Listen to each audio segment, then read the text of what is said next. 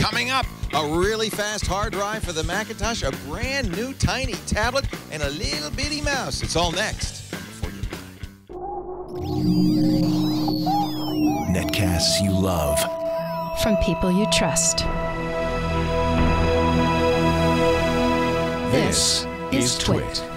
Bandwidth for Before You Buy is brought to you by Cachefly at CACHEFLY.com. Before You Buy is brought to you by Stamps.com. Use Stamps.com to buy and print real U.S. postage the instant you need it right from your desk. For our special offer, visit Stamps.com now. Click on the radio microphone and enter Before You Buy. And by Audible.com. To download the free audiobook of your choice, visit audiblepodcasts.com/beforeyoubuy.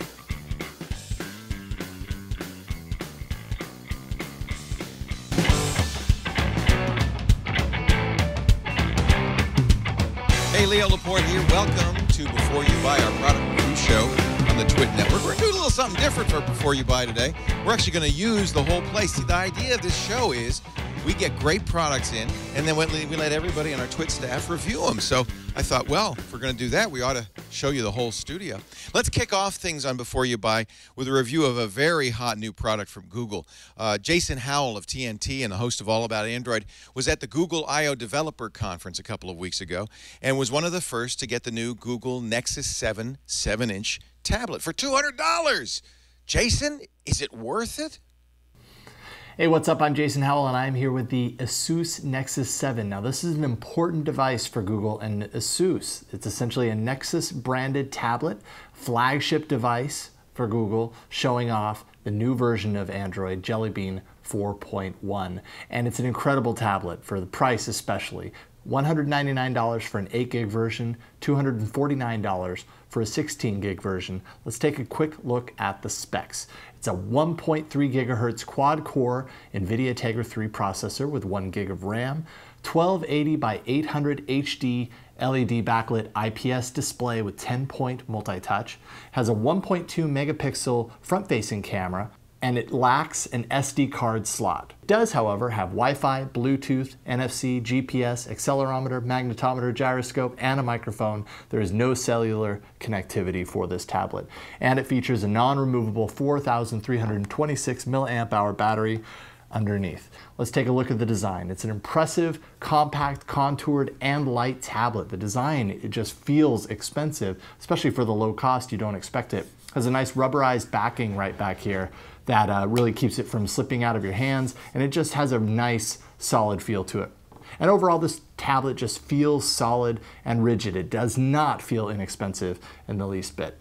Now the display. With a higher resolution and smaller screen size, the pixel density on this, which is about 216 pixels per inch, is very crisp, and it's only really noticeable if you get extremely close to the tablet, which you probably won't.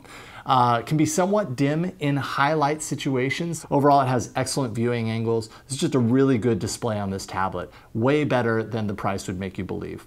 Now performance. System-wide performance is actually very fluid. Little to no noticeable stutter when moving from home screens and then jumping to the app drawer and throughout included apps. Overall, it's very fluid. Gaming performance is again very impressive. This is actually a really good gaming tablet with the NVIDIA Tegra 3 processor. It's just very powered for gaming. Grand Theft Auto 3 played easily. Also, a new game, Dead Trigger, actually plays like a charm as well on this. It was very enjoyable to play games on this form factor.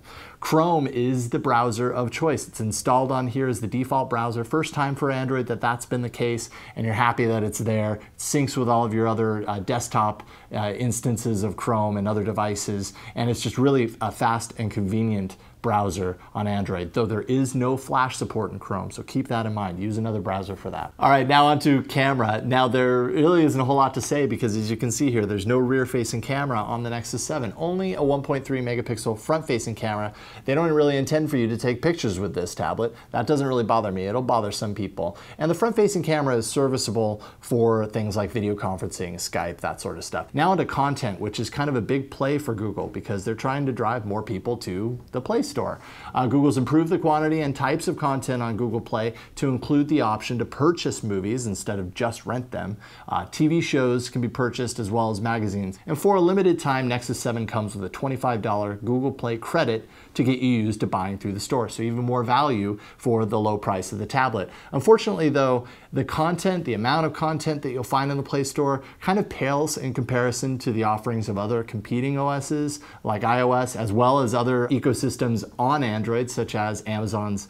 There's just a little more found in those other places versus what you'll find in the Play Store. So if you're looking for content, you might have to wait a little bit before Google's gets on par with those. And finally, what does it mean to be a Nexus tablet? This is about as scaled down of a version of the OS as you can get, with no carrier overlays like HTC's Sense or anything like that to get in the way. This is true Android, and being that it's the new version of Android, Jelly Bean, it's actually kind of an exciting deal to get into it so early. On top of that, Nexus also means you're going to get any updates and support direct from Google, which means no delays in the back end. So ultimately it means you'll probably be most likely to get the updates to the new versions of Android before anybody else, and that's a big plus. So let's take a look at the pros. It's a low-cost, high-quality design. It has impressive performance system-wide, has a sharp display, and it's a Nexus. And the cons: there is no expandable memory. Content options are lacking compared to some of the competition. And for those who care, there's no rear-facing camera. But ultimately, that is not enough of a ding for me. I have no hesitation of recommending that you buy the Nexus 7. Quite simply, Google and ASUS have created a winner here. And this is a fantastic tablet, and you get so much good technology underneath for such a low price, you can't pass it up. Find my reviews on All About Android at twit.tv/AAA. Thanks for checking out this review of the ASUS Nexus 7. Oh, I am so excited about that tablet. That is an amazing price. My only negative, the screen a little bit dim. I've been playing with it too, but I think this is a really compelling product. No wonder all the rumors are that Apple is going to come up with a competitor in just a few months. Now, let's walk over to John Slanina's desk. You know Jammer B, or John, as our studio manager. Normally he sits right here, but John happens to be in Tahoe right now. Fortunately, before he left, he recorded a review of this new subwoofer from Sonos. I'm John Slanina. I'm the lead engineer here at the TWiT Brick House, and I'm here today to review the new Sonos subwoofer. First, let me tell you about Sonos. Sonos is a whole house system where you put the speakers in the different rooms, and you can send different sources, either internet streams or your music library, to the various speakers, or you can tie them all together in party mode. We have Play 5, their top-of-the-line speaker. I have one here on my desk. There's one in the TNT set, there's one in the radio corner, and there's one at the back of the living room set. Lisa also has one in her office, and there's a Play 3 out on the reception desk. You control the Sonos system with your computer or with the dedicated controller or an Android or an iOS app. And you can adjust the volume, you can select the streams, you can put the zones together to play all the music through all of them. We don't get a chance to use it very much during our regular workday because we're working, and generally we're recording shows. But late at night, I come in to play with the wires and crawl under the desk. I turn it up and really enjoy it cranked. And Alex too comes in to work on the TriCaster late at night, and we both enjoy it quite a bit. It's not set up for stereo imaging that an audiophile would look for because both channels go to each speaker, but you can assign left and right to the various speakers for a traditional stereo setup if that's what you want. Now the subwoofer, it's pretty cool. It sounds really good. The coolest thing though I like about it are the subsonics, where you really feel the music when you have it at a reasonable volume. I can't really turn it up right now, and I'm sure you can't hear it as well as I hear it over my little lavalier microphone. It has two Class D amplifiers, and the force canceling speakers are right here and they face each other, and the force canceling nature is supposed to eliminate the case from rattling. When you set it up, you can fine-tune it to your preferred sitting location, or you also get to adjust its relative volume to the other Sonos components. Now here's something that you should always play when you're reviewing a subwoofer. Let me cue it up to the right spot.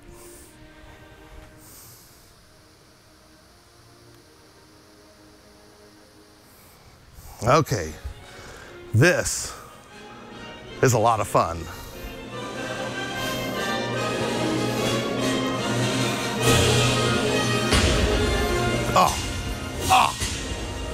Really sounds good. So, the pros of the Sonos Sub are its easy one-button wireless setup, the subsonics that you really feel, and it works standing up like this, or you can lie it down and put it under furniture if that's what you need to do. The cons are, it only works with a Sonos system, and Sonos stuff is kind of top of the line. It's kind of expensive, $699. And because it's wireless, there's a little bit of a delay, so you can't really use it for home theater. But if you own a Sonos system, or you're considering getting one, and the low end is important to you, then I can highly recommend that you buy the Sonos Sub. I'm John Slanina for TWiT.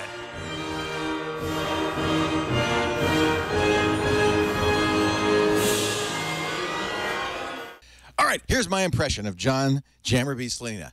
Oh, oh, it sounds so good. It sounds so good. Oh, oh. It does sound good.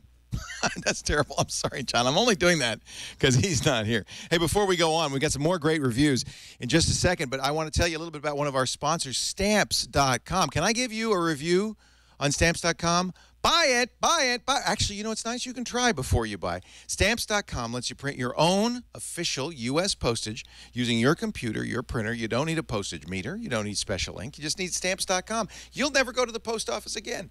Oh, imagine always having exactly the right postage. In fact, you even get a USB scale. So, I mean, you really have the right postage. Ever put too much postage on a package just to make sure it gets there? Never do that again.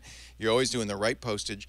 You can buy stickers if you like the sticker stamps, but the best thing is Stamps.com will print right on the envelopes, print right on the packaging. You can, if you're sending international mail, Stamps.com will print out all the forms you need and the international postage. If you're an eBay or an Amazon buyer or seller, it'll do all of that too. In fact, it even gets the buyer's information from eBay, prints it out for you, prints out the postage. I mean, this is the way to go. Now, here's our special trial. All you have to do is go to Stamps.com. Before you do anything else, click the microphone in the upper right-hand corner, and you're going to get a $110 no-risk trial. It includes $55 in postage coupons, a free digital scale. You just pay the shipping and handling for that. That's about $5. A supplies kit and a 4-week trial. Stamps.com. I don't want you to go to the post office anymore, and you don't need to with Stamps.com. Print postage, have the mail carrier come and get it. It's absolutely great. We like it so much we have 2 accounts here at the Brick House. We use it all the time. Stamps.com. We thank them for their support before you buy. So I've had on my desk something to review for some time. This is from Elgato. It's something very exciting. We were, all us Mac users were very excited about the idea of Thunderbolt hard drives. Thunderbolt was a technology invented by Intel and Apple. It was originally called LightPeak, and it was originally an optical connector capable of a huge amount of throughput. Apple's been putting Thunderbolt on some of its machines for some time. I just got the MacBook with Retina display. It has 2 Thunderbolt connectors. So you can connect a monitor to one, and then drives or other Thunderbolt devices to the other. Now, there are some downsides to Thunderbolt. First of all, you have to buy a special cable. None of the Thunderbolt devices that I know of come with the cable. This is a $50 cable from Apple. Fortunately, I was able to go over to Pixelcore and borrow it from Alex Lindsay, so I didn't have to buy it. This does not come with it. The drive itself, prices vary depending on capacity. This is a 120 gigabyte SSD drive, and it costs about $400+. 120 gigabytes, $400. Here's the disappointment.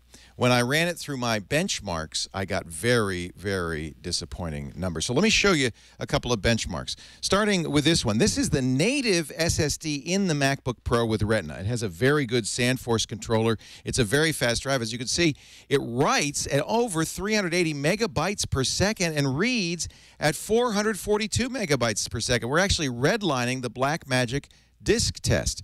Well, click to the speed of the Elgato. It's a little bit disappointing. 114 megabytes per second, 212 read megabytes per second. This is, by the way, always the case with SSD. It reads much faster than it writes.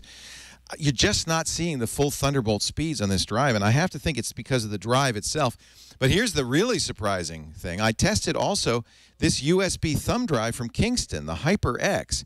Now, this is a 64 gig drive, $100, so it's half the storage, but only a quarter of the price, and its speeds, its throughput, very similar to that of the Thunderbolt drive from Elgato.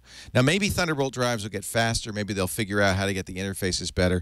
But until then, I can only say don't buy the very pricey Thunderbolt drive. You need an extra cable. If you've got USB 3, which you do on the new MacBook with Retina or on most PCs, then you're going to get all the throughput capable of this Kingston HyperX drive. I mean, that's really great speed, and it's a lot less expensive. So can I recommend this Thunderbolt disc? Not this one. We'll try some others to see if they're a little bit faster. This is an early attempt, and I have to say, you know, there's some nice features of it. The pros are it's got a nice metal case. It's lightweight, doesn't need additional power. It's fully bus-powered from the Thunderbolt port, and it is a Thunderbolt drive. I mean, that's cool to have. The cons, it's very pricey, and unfortunately, it just doesn't take advantage of the Thunderbolt speed. The throughput is just not very good. So do not buy, I'm sorry to say, on the Elgato Thunderbolt SSD. I'm really excited about this next review. Buffalo sent us the newest 802.11 AC routers. Now, you know about 802.11 Wi-Fi. There's B, there's G, there's A. There's N is the latest standard. Well, there's a new standard. It's not yet ratified, about a year out, called AC, and it has a lot of nice features. It's supposed to be a lot faster. It's at a higher frequency, so there's less congestion, and it has some very cool bandwidth aiming features. I'm really not capable of reviewing this thing. I played with it. I was impressed, but I thought I'd give it to a guy who really knows his Wi-Fi. Our own IT guy, Russell Tammany from Exponentia Systems. Russell, what do you think? Hi, this is Russell Tammany for Before You Buy. Today I'll be reviewing the Buffalo WZR D1800H router and their WLI H4 D1300 access point. First, I'll start with the router. So this router supports the new 802.11 AC standard, which is up to 1300 megabit. It has 2.4 and 5 gigahertz radios, so it can do simultaneous dual band. This means that it can support your old wireless B devices to wireless G to wireless N and the newest AC standard, which is not available in most laptops or really anything yet, which is also why we'll be testing their wireless bridge. One of the things about this router is that it was extremely easy to set up. I took it home, and it has a little card in the bottom of it. On the card in the bottom of it, it already has pre-programmed in the wireless SSID, or what the name of the network is, as well as the security key for it. You can simply take it home, plug it into your internet, connect to it via Wi-Fi, or connect to it via a wired connection, and it's already working and it's already secure. Now, one of the things you're most concerned about with this type of router is it really fast enough for my internet connection? Now, this is the fastest standard 802.11 AC, and in my tests, it's much faster than wireless G and B and N, but it's not really that much faster than a good dual band wireless N router. So if you have a fast internet connection, I have a 50 megabit internet connection, and this was able to handle it over wireless just fine. So this router also has a USB port in the back. The USB port can be used to share a hard drive or a USB thumb drive with other devices on your network, and it even has a web page interface where you can share it remotely, so you can access the files and media on it remotely.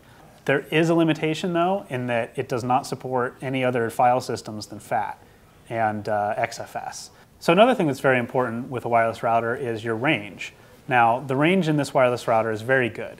It's not really that much farther range than my wireless N routers. However, it's just a little bit extra, which is nice to have. This router is extremely fast. It's the fastest router that I've tested so far. And even though there's no laptops or desktops and other devices that really support the 802.11 AC standard, that's why we have Buffalo's WLI H4 D1300 wireless bridge. What a bridge allows you to do is join your wireless network, and then it will give you wired connections to attach to devices that don't have Wi-Fi.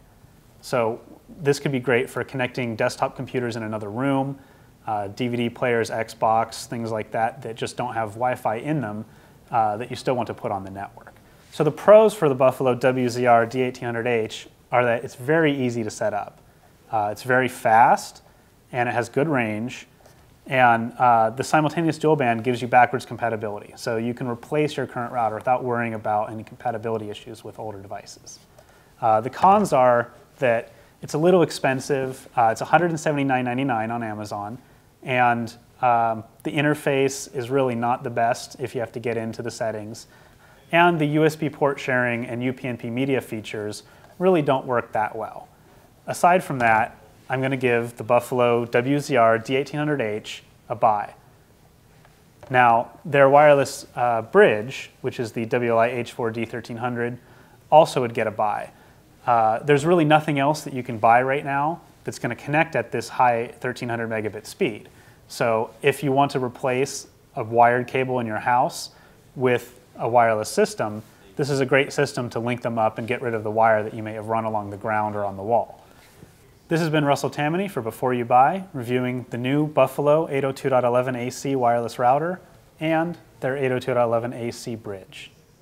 Thank you, Russell. That's Russell Tammany. He's our contract IT guy. He runs his own company called Exponentia, and he's really a genius. I have to say, I agree it's pricey. My other concern with the Buffalo, and there are two, I think Netgear's also doing an 802.11ac, is that it is early. We have at least a year before the AC gets ratified, and there could be some changes. Also, you know, there are some very limited situations where it's not ideal. It is such a high bandwidth, it's not going to go through walls in a lot of homes. So it is something you might want to think about before you spend all that money. Russell just likes everything that's new. Here's something I'm not sure we like. You got to come with me on this one. This is what do you think that is? That's a mouse. That's a mouse. So I'm going to have Brian Burnett, who is our technical director for the show. Hi, Brian. Hey, Leo. I'm going to have him roll Chad Johnson's review of the Logitech Cube. Roll it. Hello, my name is Chad Johnson. I'm with TWiT, and Before You Buy, reviewing the Logitech Cube. What is this thing, this weird plastic rectangle that sort of goes against the name of a cube? Well, it's actually a mouse. Around the device, you have a micro USB insert and a on-off toggle. There is no removable battery inside this mouse, so you have to use the internal rechargeable battery. Some of the features of this mouse include tactile click, so you actually feel and can hear when the mouse clicks. There's a touch scroll right on the top. Your right click is actually, it doesn't actually use your dominant right click finger.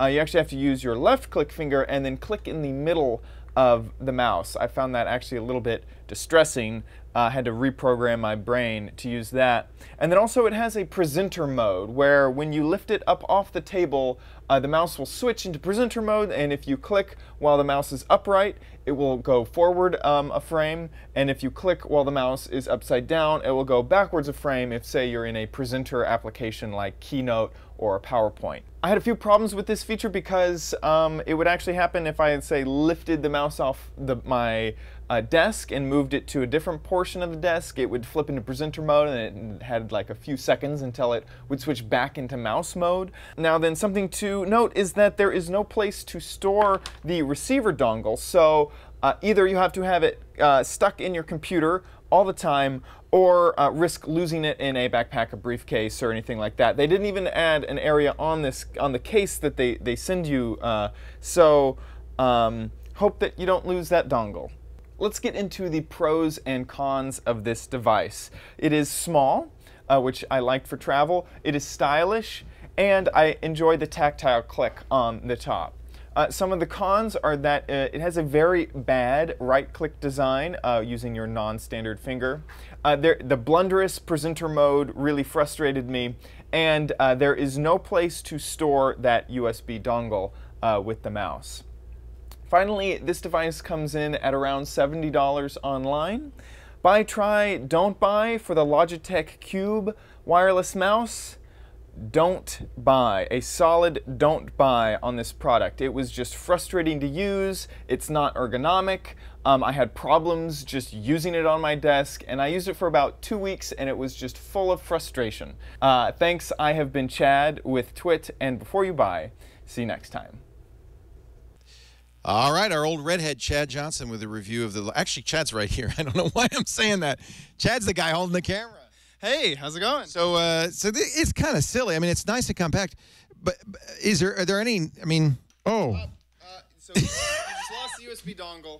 It's now gone forever. There's nowhere to store it on the entire device. That's weird because normally Logitech will give you somewhere to insert it or whatever. Yeah, no, not at all. It's just a plastic cube that you can't open, no removable battery, and it was just frustrating. Just frustrating. Can you play Minecraft with it? No. Chad is the host of OMG Craft, which is a show we do every once in a while. So you're going to do it on a regular basis on Wednesdays, you think? Every Wednesday night. Yeah. Talking about Minecraft. All right, now let's take a walk over here back to our normal set. We'll put Chad back to work. And while I'm walking, because I want to show you this new product called the Obihai, but while I'm walking, I want to talk about one more thing about one more great sponsor, and that's, of course, Audible.com. You hear us talk about Audible all the time. We're big Audible fans. It's an audio bookstore with 100,000 titles, thrillers, romances, yes, 50 Shades of Grey, all 3 volumes. I'm a little still sweaty from that. Did you like that, Sarah? Did you enjoy it? She didn't listen to it. I asked, did you like it? Yeah, he's 2 thumbs up from my ass. You got audiobooks. There's something about listening to audiobook. It actually is, believe it or not, visual.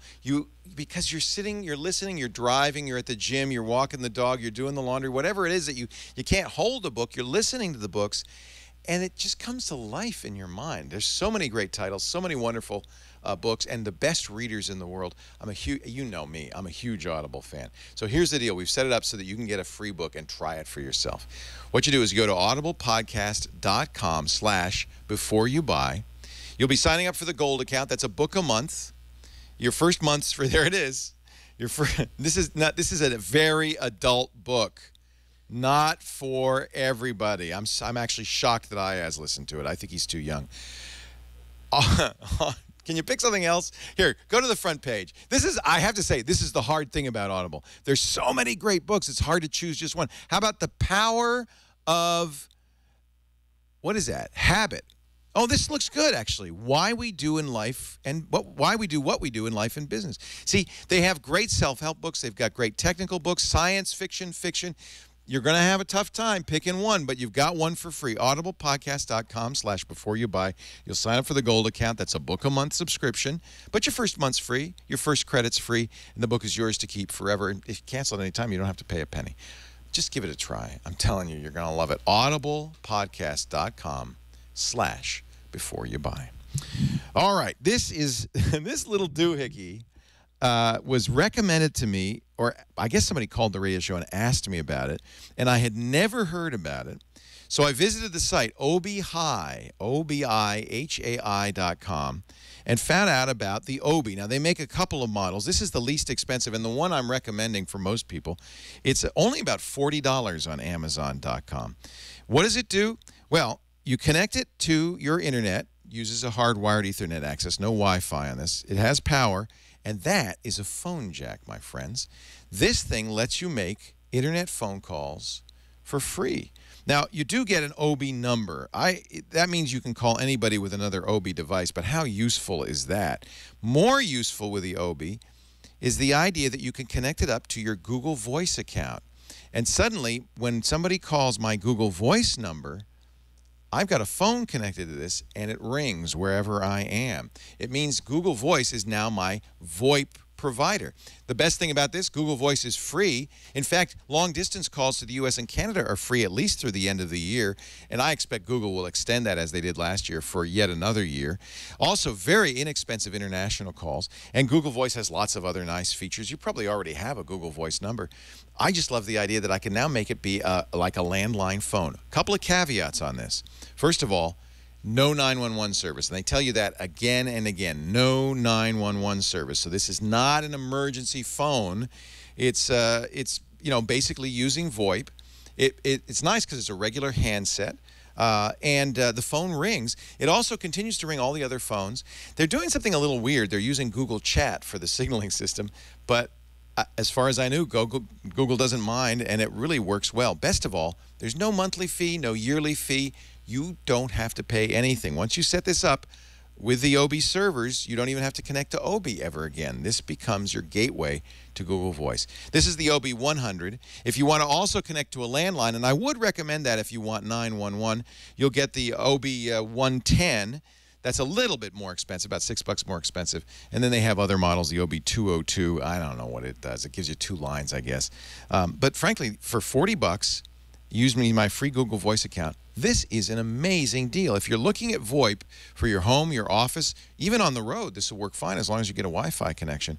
This is a great choice. A definite buy. Pros, inexpensive, no membership fees, no lifetime fees. And it works really well. The sound quality is just as good as Google Voice. If you have enough bandwidth, it'll sound really good. Free long-distance calls through the end of the year to the U.S. and Canada. Very inexpensive international calls, too. Cons? I can't think of any. It's a definite buy. I'm really happy with the Obi 100. Well, that's it for our edition of Before You Buy. Wow, we had fun. I hope you had fun seeing our studios. Thanks to our technical director, Brian Burnett, our producer, Nicole Lee, to Chad Johnson, who did the camera work. Good job, Chad, on this, and reviewed that little itty-bitty mouse. Also to Russell Tammany, our IT guy, to Jason Howell. Who else did a review on this show? Am I missing anybody else? I think we got everybody. Thanks to you for watching. We do this show. We're going to start doing this at a new time. If you'd like to watch live, we're going to do it Tuesdays, 3 p.m. Pacific, 6 p.m. Eastern Time, 2200 UTC. And we're going to change a little bit the way we do it so that you'll actually be able to see the whole show put together. Right now, we just do my stuff, and then we put the reviews in later. So starting in the next couple of weeks, once we could figure out all the kinks on this, we're going to get it so it's actually a full show to watch. So remember, Before You Buy, Tuesdays, 3 p.m. Pacific, 6 p.m. Eastern Time, 2200 UTC. And then, of course, after the fact, as with all our shows, we make video and audio available on demand at twit.tv, iTunes, and everywhere. Better podcasts are aggregated. I'm Leo Laporte. Thanks so much for being here. Remember, you got to watch before you buy.